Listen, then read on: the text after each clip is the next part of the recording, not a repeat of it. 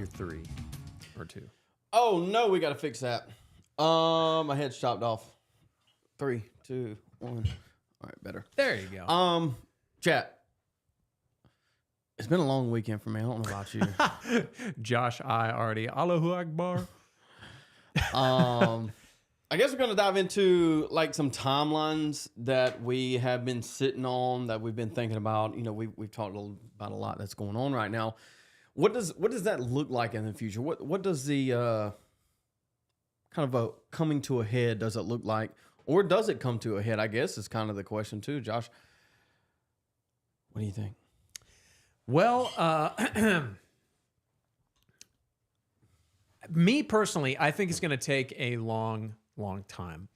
I think that the kind of goals we're hoping to achieve, getting the white population back up, the sort of mass acceptance of race realism while still holding to our Christian ideals and not seeing this acknowledgement of the connection or correlation between race and IQ, that kind of level of acceptance is going to take years. And it's going to take really the kind of power, the kind of goals we're trying to achieve.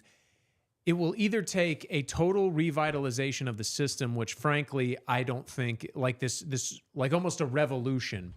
I don't think it's possible anymore. I think to take things back, it's going to take a total recapture of the institutions. And what do we mean by the institutions? We don't just mean the House, the Senate, the executive branch. We also mean education. I think that the importance of the media, not just the news media, but Hollywood, television, entertainment. I think these things are a big contributor to the reason that we're seeing this kind of social devolution. I mean, it's no secret. It's not even controversial in modern days to say that Jews run Hollywood. They have. This has been well known for many, many years. And I think it was Josh, or somebody else, or maybe Jim from Florence, they brought up in the comments a movie called Dazed and Confused. Now, I didn't recognize the title, but I actually had seen the scene he was talking about, where Dazed and Confused came out in the 80s or 90s? And before my time. Yeah. It was like 91, like before either of us were born. And it had a scene where some like 20-year-old white student, like basically this young girl teacher was teaching the class about how the Civil War or the Revolutionary War, she was belittling it, saying it was white men who owned black people trying not to pay taxes. This belittlement of our history, you almost got to think as Hollywood like a tool of the masses, of swaying the mass, which is why I think all of these institutions, even at the entertainment level, need to be reinfiltrated. And that's not going to happen in 25 years. That's my take on the matter. So you're putting 25 years at a minimum on it. No. I think it's going to take 100 years. Yeah. Okay. Yeah. So it's not going to happen before 25 years. I think we'll see the shift in our lifetime, but the end goal will be dead. Yeah, we'll address that because I mean, obviously, I think I disagree with you. Gunnar says I don't see anyone with the guts to do these things in Western civilization. So generally, for a revolution, you only need somewhere between 5 and 15% of a population, which isn't a lot. Mm-hmm. It's not a lot at all. Maybe to address Josh's first point is, I don't think you see a shift and then a stagnation, right? Any shift to the right is going to be either met with a hard pull left or a significant changing of the guard. And I don't see the hard pull left coming, at least not in the next generation. I mean, you look at some of the charts from some of the numbers coming out of Generation Z. Looks good to me, dude. Looks good to me. Yeah, I get, but here's the thing: is my concern is the level of gatekeeping, and what I mean by the goals we wish to achieve is it's like I'm not saying you won't that it will be exactly the same in 25 years. I'm not saying that at all. But the shift, I guess it depends on what specifics are we talking about. The same way that you have people that are that are willing to tolerate things like the Mamdani in New York, that are willing to tolerate Minnesota becoming little Somaliland. The same people that are willing to tolerate pride parades in Southern California are the same people that are going to be willing to tolerate someone bashing that, someone destroying that. These people that tolerate things for the sake of tolerance are just going to keep tolerating. And so it's inevitably the war is fought on both extremes. And it will be that. Gunnar asked the question, do we have 25 years? And that's kind of my point is, I don't think we do. We're on an exponential rise of both sides. These extremes, if you, I don't want to keep using that word, but it's just the most relevant to use. So the question is, do we have 25 years? I don't think we do. I keep hearing this idea that 2040 will be ours, and so 2050 will be 25 years. I don't think we make it through the 2040s. Yeah, I would prefer it happen faster than that. And so it's going to go one way or the other. Generally, I don't like doing tell the future prophecy type stuff because it's just so hard to get wrong. I mean, it's so hard to get right? You have to be exact. But I think just a general rule, it's going to be exponential. I mean, you know, if you found somebody from, I don't know, right outside the 1915s, 1920s, they would have said, you know, the world is going to end again pretty soon. Somebody right during the Great Depression is probably going to have a different take on it. Somebody during, you know, you're a product of your time in the same way that we are a product of our time. It's hard to tell what's in the future, but like I said, if you look at the past, you can look at things like Weimar Germany, where they were able to make a recovery. But if you look at things like, I don't know, the problem is we don't just have a Weimar Germany, right? We have that perversion, but on top of that, we have the same problems that South Africa has. And these problems stack on top of each other. We have the same problems that Haiti had. We have the same problems that Rome had. Like we have all of these problems stacked on top of each other, and that they only had to deal with a single issue. And so I guess we are in a position that is more complicated by exponentials than they would have ever thought to have been. And so it's going to come to a head. I don't think we have 25 years. Well, yeah, and basically that's kind of my concern is because what people don't talk about when they typically have these discussions on our side of things, like what will the future look like, where are we going, and how do we achieve it, is they talk about, for example, you brought up the Zoomers and how the data shows that Zoomers are becoming more religious. They're becoming more racially minded, more open towards things like race realism, the worse things get, which is a natural reaction. But the concern is really the capture of our system, how deep it really goes, how truly, I don't know if collusionary is a word, but like it's not, but like how there is a penetrative society within our system, which we know, and it is the Jewish people. It is this anti-Western, high IQ class of people that have seized the power in our country. I saw a clip by Tucker Carlson today, who you know I'm not a fan of, but everyone keeps calling them globalists. It's not globalists, because the things that they are doing in America, they are not doing in Russia, and they are not doing in China. Let's pick up.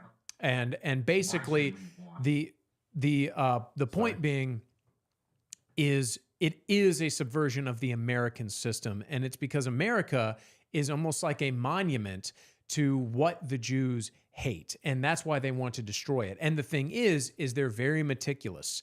They will concede ground to make it appear that they are losing. And that's why I'm so skeptical of JD Vance. You know, I think Nick Fuentes very concisely lays out why JD Vance is clearly not on our side, even if he is making attempts to appear to be. And this is something I'm sure we'll talk about a little bit more today, Zeb, is what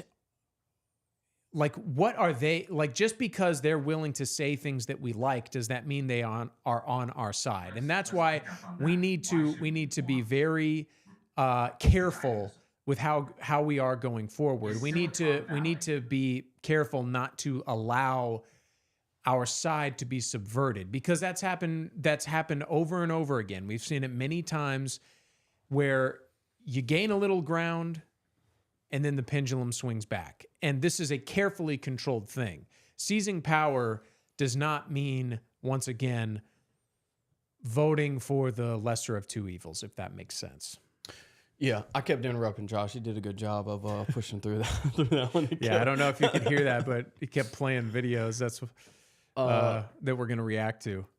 Yeah, we're gonna look at some of the Peter Thiel stuff, because I say, you know, we're looking at Rome with the massive empire of different people types. Like, this is multiculturalism on its front. Like, this is the Tower of Babel type mindset. We have the Weimar degeneration of transgenderism and LGBT whatever, and then we have even on top of that, beyond that, is just war and war that we're funding continuously. And there's so many issues that America is facing.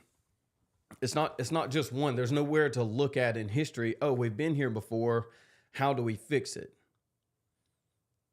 We can get close, but we don't know. You know, none of us know what's on the other side of this. He said, I heard it. It was annoying.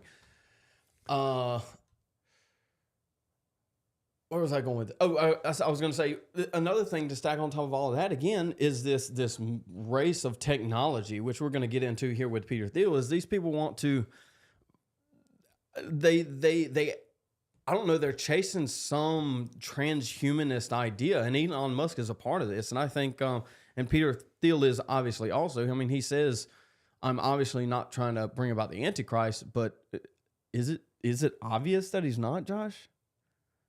I mean, it kind of looks like it to me. I mean, yeah. What else would you call? I mean, what else would you call a mind collective in the cloud? Like, that's what they're trying to do. They're trying to create artificial consciousness. Right. They're trying to connect the human mind to computers. Now, I'm very skeptical of whether or not that's even possible. Well, they believe it is possible, which is what I was going to say. It's like, this is a debate I have with the host of the show I work for all the time, which is basically, you know, they're like terrified of the prospect of AI and what AI will be able to do. I don't think, like Glenn Beck, for example, he thinks AI will be this like satanic tool for the coming of the Antichrist and whatnot. I don't think AI is as dangerous or as useful as people think it is. I think with all things, there's a cap to it. I don't think computers can ever become conscious. I don't think that they can ever like outsmart, like sure they can outsmart us in a very like, in the same way like a calculator can do math quicker than you. Like, yeah, they can outpace us on certain things, but what do we mean when we talk about intelligence? What do we mean when we talk about wisdom? A computer can never have a soul. A computer can never have, yeah, I know it's kind of laggy. We're losing frames. A computer can never have these things. And which is what, but the point being is, even though I don't believe that a computer will one day be a tool of this like higher mind or whatever, you know, like that, they think it is. They think it will be. And that is a concern. Josh, Imperfect Citizen just sent this comment in. And I was thinking about this thing yesterday. Somebody posted something on Twitter, something to the effect of something about free will. I couldn't remember what it was, but the thought popped in my head, which was, the people that say that people don't have free will are the ones that aren't self-aware. Mm-hmm. Does that make sense? So like if someone is self-aware enough to understand that they have free will, would never say, that free will doesn't exist. Right. And so they're outing themselves when they say that. Yeah. Well, and I guess consciousness and free will it's aren't necessarily the same thing, Yeah, but they are in a context. I mean, what you're talking about is every human being has free will, but most people don't have introspection. Most people Self-awareness, consciousness. Most people blindly follow the very basic instinctual thought pattern in their head. Well, that's what I'm saying. Rather than thinking it through. I don't think I've come across anyone that advocates that we don't have free will that is conscious. So what I'm saying is people that say free will doesn't exist are outing themselves as not self-aware. Whereas I think even everyone is self-aware, but like self-aware in the sense that they have a soul, like they have experience. It isn't just a program running like in GTA. But you could fool me. Most people for all time are go with the flow. I mean, think about like not everybody is self-aware. Listen, yes, no, they aren't. No way, dude. Well, I guess it means I wasn't until I was about 21. It's like a change of mind, right? So you live in this autopilot type. You can call it NPC. I don't think that's as accurate. But I there's get what a you're saying. self-awareness, a self-reflection where you can actually think through like time problems as consequences of action more in depth than saying, "Oh, this is a good idea."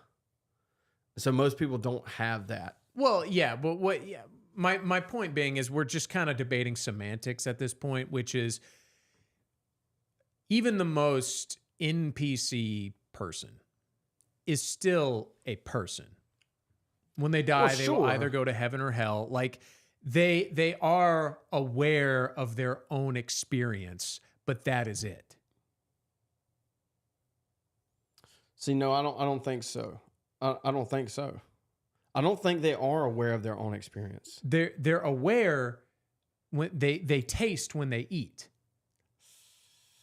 They in the moment they eat. I don't think they can. I don't think there's a lot of projection from that, right? So it's an idea of living in the moment. There's a time aspect that must be applied, and so you need a secondary or tertiary state of consciousness to understand this bacon is going to taste salty in the future if I eat it, right? So it's the same question as, how would you feel if you didn't eat breakfast this morning? I'd be hungry. Right. And so that's this follow-on of NPCs. They're incapable of applying a feeling and a time aspect. Yes, but my point being is, like you said, they have a soul.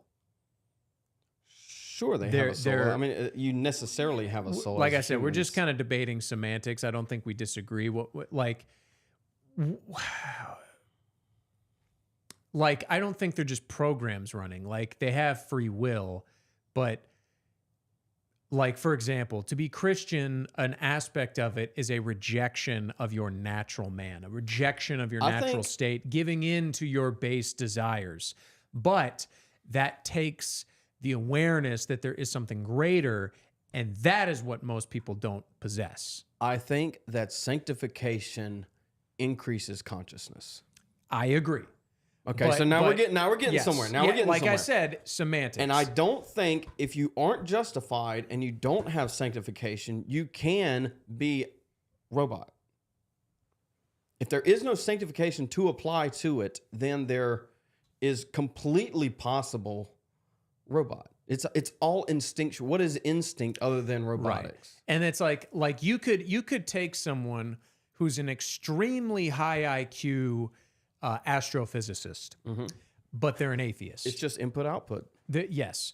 And they are extremely capable of pondering quantum mechanics and like high high physics and things. They're capable of grasping concepts that you couldn't even explain to your average person. But at the end of the day, what they are pondering is physical processes, and at no point they can go their entire lives and at no point question whether that's all that there is. Well, they're complex computers, right? I can take we talk about physics. I can take an input, put it into a computer, and get an output. It's the same thing with these high IQ atheists that are not really self-aware in themselves, and so they are just glorified computers. If there is no consciousness that allows true thought, that allows you to question yourself, to question the thoughts that you even have, then you're just going to be pumping out this regurgitation of Neil deGrasse Tyson. Well, yeah, and that's why, like Sam Hyde says, the worst IQ to have is like 110. Yeah, probably like 110, 120. Yeah, because you're not smart enough to understand or ponder things really, but you're smart enough to grasp basic concepts and feel better than your fellow man. It's something else I was thinking about. A lot of guys on our end call themselves retards, like I do. It's like an opposite of Dunning-Kruger's. Like you're self-aware enough to know that you're not a genius, and so you feel like you're retarded sometimes. Yeah, I feel that. It's like an opposite Dunning-Kruger effect. Yeah. Tyrone says hey, it is what it is, man. Hey, man. I mean, I don't. I'll take it off camera and cheat, and then post results. Josh, just kidding. Grab a screenshot from Google Mensa 160 IQ screenshot.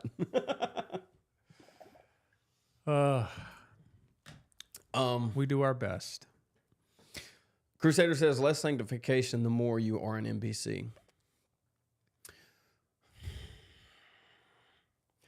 There's a tie there somewhere. I haven't gone down that road deep enough to really speak on it, but I know that there is something there, that there's a consciousness buildup in pursuit of truth, which I would equate to sanctification.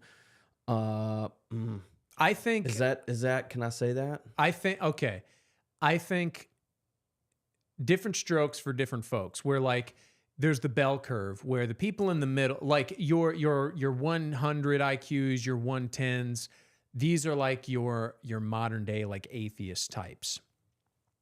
They worship at the altar of Neil deGrasse Tyson, all these other things. Like they look at Carl Sagan videos and think that they've got the full scope of knowledge and everything. Like, religion is for the stupid. And then you've got the people at the bottom and the people at the very top. And the people at the very top and very bottom are both religious, but their struggles are different. The person at the very bottom, and the top too, they struggle with the sins, the basic sins of the flesh: lust, gluttony, sloth, whatever. Maybe the people at the bottom more with sloth. But that is their cross to bear. The people at the top, I would argue, their sin is pride.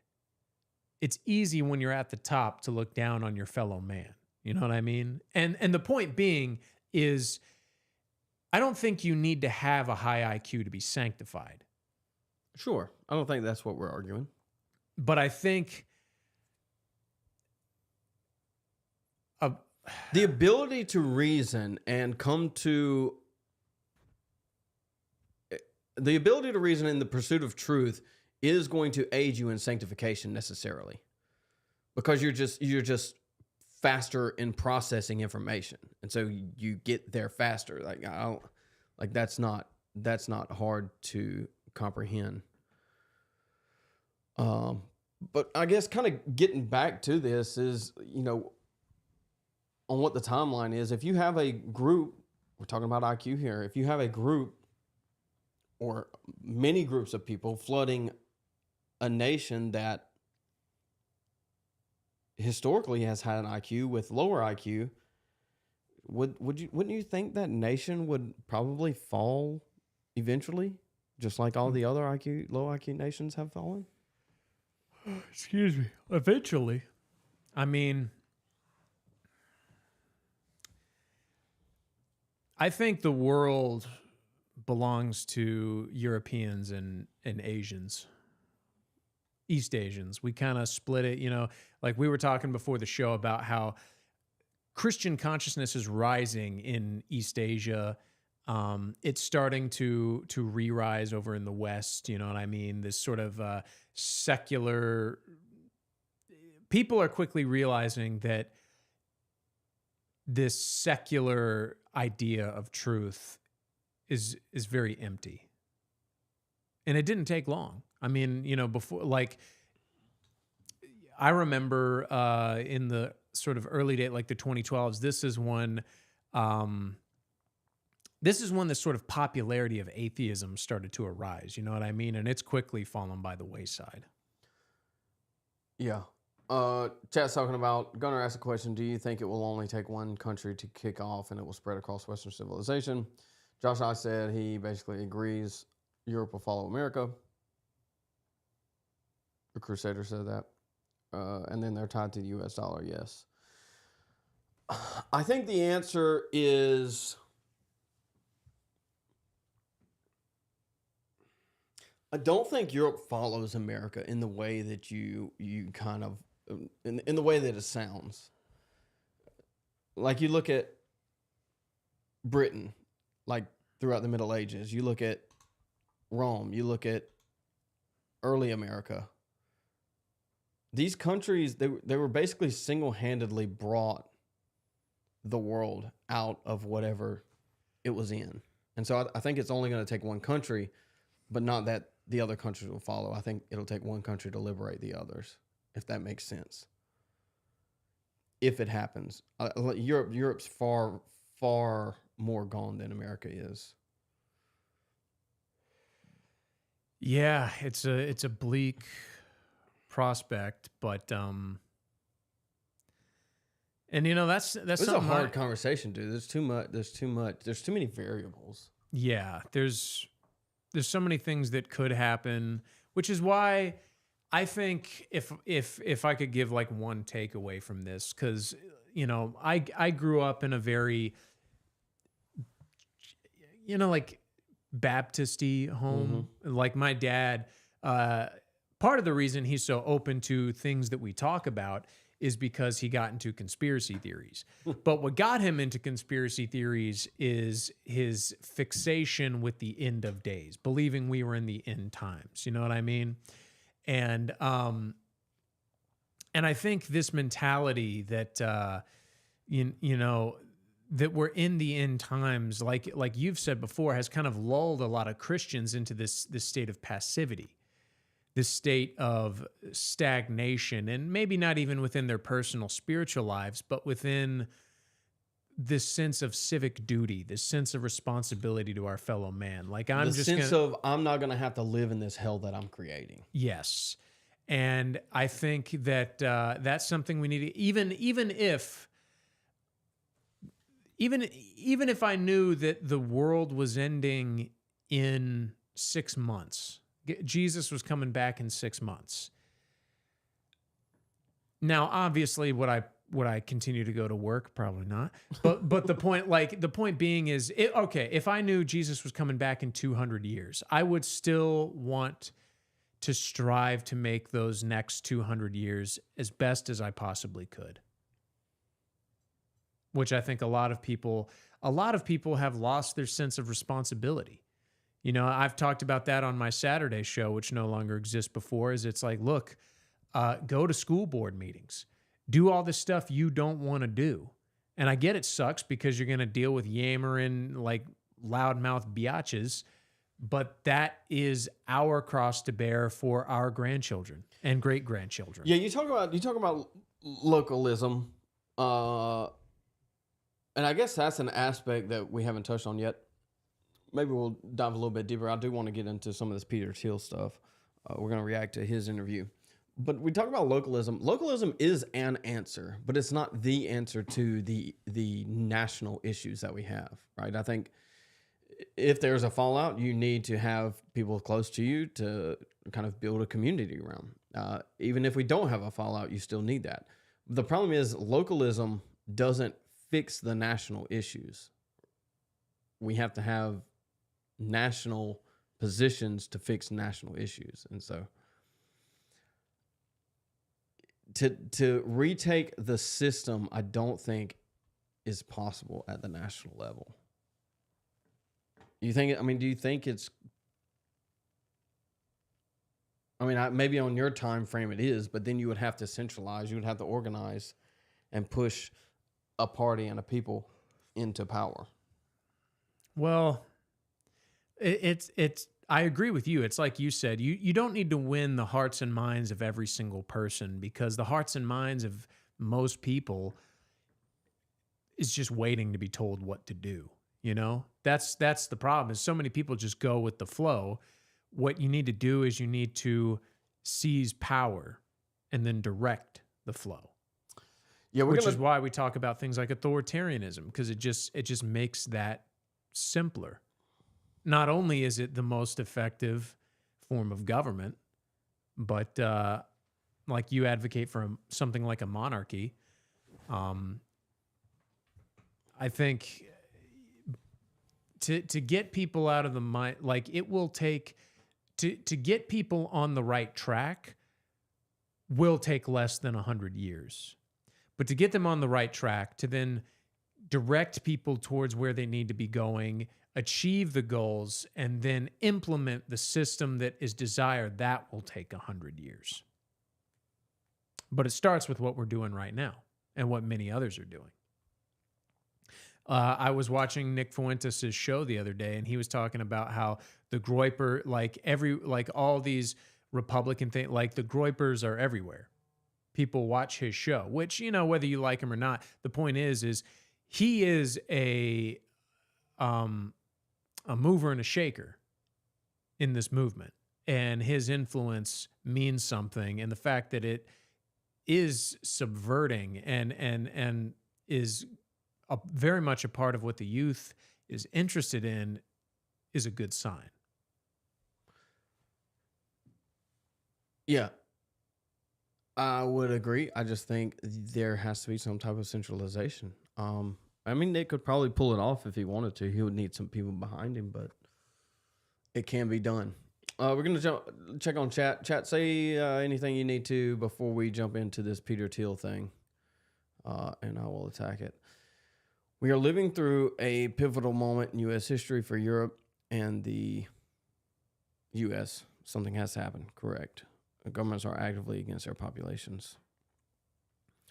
The growth movement is kind of a funny name for a big and serious movement. Yeah. I don't know what it would. We are losing a ton of frames. We're gonna have to reset everything after the stream. Okay. Hopefully audio is good. Is audio good, chat? Wow, that's terrible. Like 15 frames a second. If that. It didn't even get my hand up. Wow, 3 frames. Let's see if it pulls everything we need from here. I don't have a timestamp for this thing. I don't know if anybody watched this. There's a couple clips going around, and maybe we'll get through that. Peter Thiel, welcome to Interesting Times. Thanks for having me. Very welcome. Thanks for being here. So I want to start by taking you back in time, about 13 or 14 years. You wrote an essay for National Review, the conservative magazine, called The End of the Future. And basically the argument in that essay was that the dynamic, fast-paced, ever-changing modern world was just not nearly as dynamic as people thought. And that actually we entered a period of technological stagnation, that sort of digital life was a breakthrough, but not as big a breakthrough as people had hoped, and that sort of the world was kind of stuck, basically. Yes. And you weren't the only person to make arguments like this, but it had a special potency coming from you because you were a Silicon Valley insider who had gotten rich in the digital revolution. So I'm curious, in 2025, right, do you think that diagnosis still holds? Yes, I still broadly believe in the stagnation thesis. It was never an absolute thesis. So the claim was not that we were absolutely completely stuck. It was in some ways a claim about that the velocity had slowed. It wasn't, zero, but that we were, I don't know, from 1750 to 1970, 200 plus years were periods of accelerating change where we're relentlessly, we're moving faster. The ships were faster, the railroads were faster, the cars were faster, the planes were faster. It culminates in the Concorde and the Apollo missions, and then that in all sorts of dimensions, things had slowed. There was, I always made an exception for the world of bits. So we had, computers and software and internet and mobile internet, and then, the last 10, 15 years, we had crypto and the AI revolution. Maybe I need to pull a clip. You sent me a clip? Yeah, I sent you one. Oh, it's a screenshot. It's a screen recording in it. Yeah. Let's try this. Will that not work? Yeah, it's just gonna be.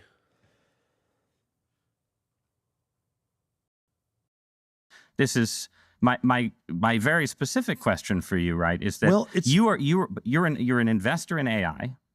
You're deeply invested in Palantir, in military technology, in technologies of surveillance, in technologies of warfare, and so on, right? And it just seems to me that when you tell me a story about the Antichrist coming to power and using the fear of technological change to sort of impose order on the world, I feel like that Antichrist would maybe be using the tools that you were building, right? Like, wouldn't the Antichrist be like, great, we're not going to have any more technological progress, but I really like what Palantir has done so far, right? Yeah, I mean, but- isn't that a concern? Wouldn't that be the irony of history would be that the man publicly worrying about the Antichrist accidentally hastens his or her arrival? There are all these different scenarios. I obviously don't think that that's what I'm doing. I mean, to be clear, I don't think that's what you're doing and either. I'm just interested in how you get to a but- world willing to submit to permanent authoritarian rule. Well, but again, there are these different gradations of this we can describe. But is this so preposterous, what I've just told you, as a broad account of the stagnation that the entire world has submitted for 50 years to peace and safetyism? This is 1 Thessalonians 5:3. The slogan of the Antichrist is peace and safety, and we've submitted.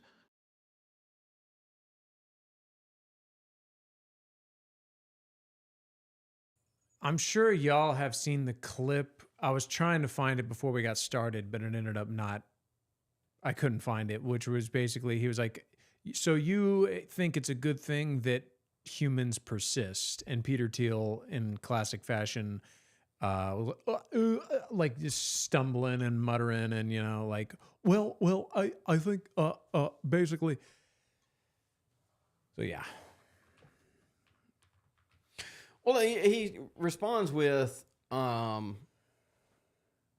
do you say? I think it's obvious I'm not. Well, I don't think it is obvious, but he does answer correctly and say peace and safetyism is what they're going to be after, and I agree with that. I mean, I think that's what a large portion of people that are arguing America First is.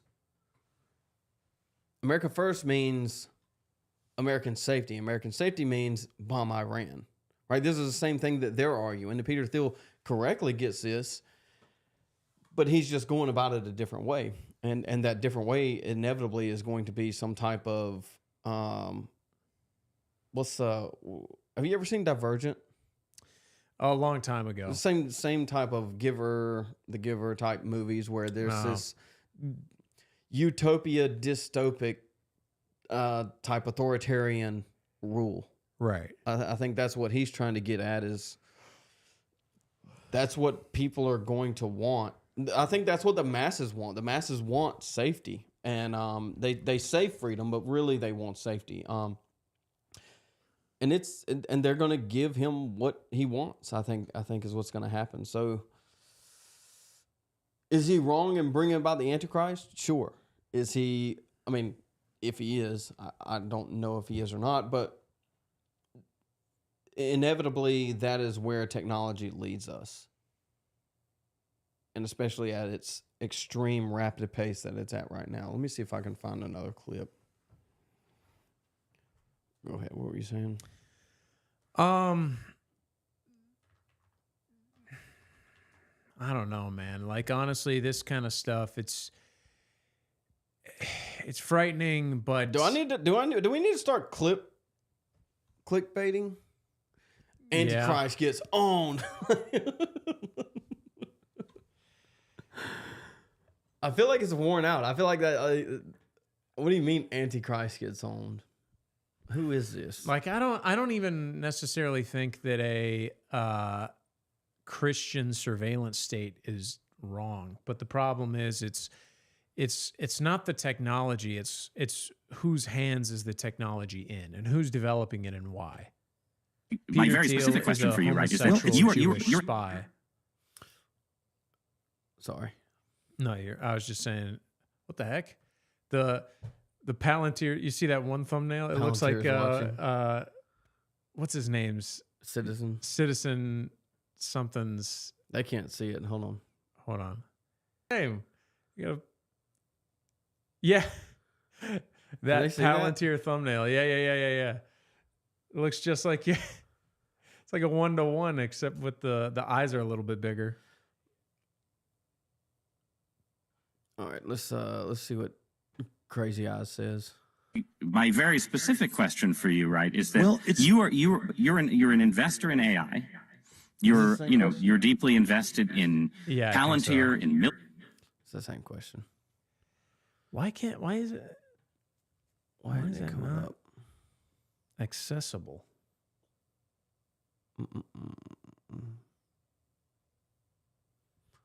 He's got a lot of.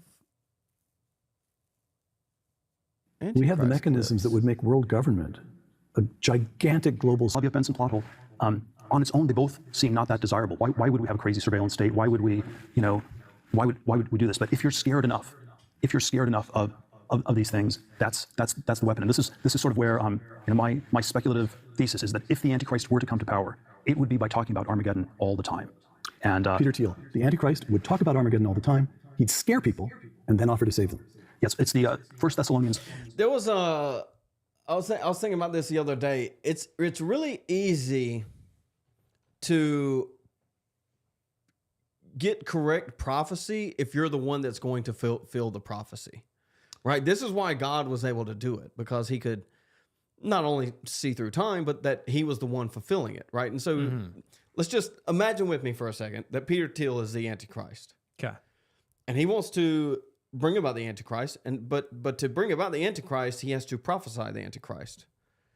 So he prophesies what he thinks the Antichrist ought to do, and then he just does the thing, and then he's correct in prophecy. Mm-hmm. Does that make sense? Yeah. He Well, it's not really a is- prophecy in the same way. It's just, I'm going to do this thing. I'm telling you how it's going to be done. I'm just not admitting that I'm the one doing the prophecy. right. It was just something popped in my head. 5:3, the slogan of the Antichrist is peace and safety. And so, which is nothing wrong with peace and safety, but you have to sort of imagine that it resonates very differently in a world where the stakes are so absolute, where the stakes are so extreme, where the alternative to peace and safety is, Armageddon and the destruction of all things. And then that's where peace and safety gets you way more than it would have in 1750. Rene Girard, in I Saw Satan Fall Like Lightning, one of his books, the Antichrist boasts of bringing to human beings the peace and tolerance that Christianity promised, but has failed to deliver. Right. There was somebody else that was saying the other day that, who was it? Maybe it was that guy we watched the other day. It was. Who's the pastor we watched the other day? Crazy. Steven Anderson, yeah. He was saying that the Antichrist is not against Christ. It is a replacement of Christ. And he is exactly correct in this. Maybe I can find that clip real quick. Bear with me 1 second, chat, before we finish up this. It was on X. We are lagging hard. Oh, what do I want to click on? Man. But yeah, old Skelly over here is what I'm going to look like when the Antichrist gets here, most likely.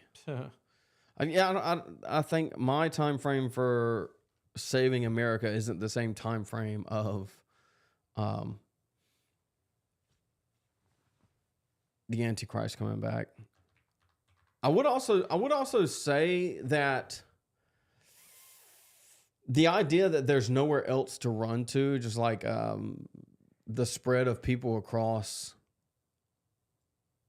places and locations, kind of lends to the idea that we're kind of in the latter stages, because we left Great Britain to come to America, right, to get away for freedom. The same thing with Australia. The same thing with so many other places but there's nowhere else to run to. Everything is completely populated. Not necessarily saying that we are overpopulated, but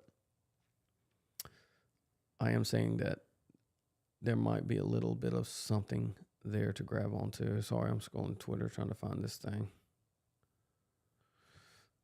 Maybe I can search it like this. Josh, is this it? Forbidding us to speak to the Gentiles that they might be saved. Look, it's bad enough that they don't get saved. They try to prevent us from getting other people saved. Their goal is not to just ignore the gospel of Christ, but to literally fight against the gospel of Christ and to try to stop it from going forth, forbidding us to speak to the Gentiles that they might be saved, to fill up their sins always. I mean, these people are always just sin maxing. You know, to use a little bit of modern slang here, these people are sin maxing all the time. Because it says to fill up their sins always. They're just always filling up their sins. Just sin maxing on Monday, sin maxing on Tuesday, every day that ends in Y, that's what they're doing. And it says, for the wrath is come upon them to the uttermost. They're contrary to all men, forbidding us to speak to the Gentiles that they might be saved. Look, it's bad enough that they don't get saved. They try to prevent us from getting other people saved. Their goal is not to just ignore the gospel of Christ. Let me see if I can find it. While we're here. Perfect Citizen Law. Yeah, it looks like you, dude. Got old Palantir infiltration right here. Human interaction will increasingly be perceived through a technological lens layer, resulting in reduced agency and utility of reason. Yeah, it's kind of like I mentioned the other day, maybe it was on here, the study that they've just brought out about people that continuously are trying to think for them have become retarded. And so you'll have people like that, and then you'll have people that want to wear Google Glass that they can't think continues. We're having some problems. Oh my gosh. I think it started back up. Let me double back? check. We should be. We're struggling today, boys. I don't know. The computer's like overheating. We're going to have to call it in a second. Shaloopity-doop. Mad Chop. Yeah, dude, we're dropping Dang. frames like crazy Yeah, today.